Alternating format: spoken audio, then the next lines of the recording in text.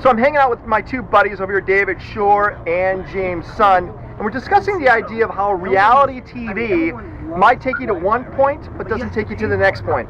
So James, of course, who was on The Apprentice the last episode, we were just kind of walking around realizing a lot of people didn't recognize him. So James, here's my question for you, buddy. Hey, how you doing?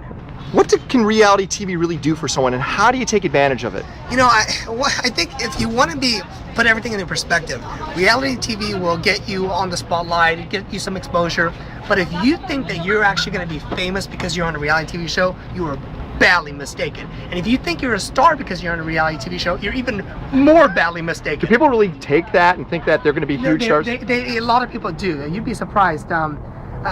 There's this gal who got on Playboy from my season, right? Right. And so she left her, or actually she got fired from her law firm because she went on Playboy.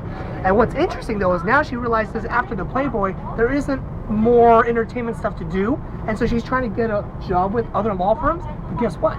They won't hire her. Because she's in Playboy. And so it's known, and she's like regretting that now. I don't know if she's regretting it, but it's one of those things where it's just part of the deal. So I think reality TV is interesting. It's, I don't know, it's fun. It's a good dinner story, but you cannot expect that is your launching pad. It's a small little experiment, but not a launching pad for a career. There are some reality TV shows that are better to be on than others. For example, absolutely, we all love So You Think You Can Dance. And one of the things that happens with these Do we? I love it. I didn't even watch it. I get my wife occupied for an hour. You like it for babysitting purposes, okay. Right? So what ends up happening is these people do get jobs in Broadway, and it's a great PR tool for them.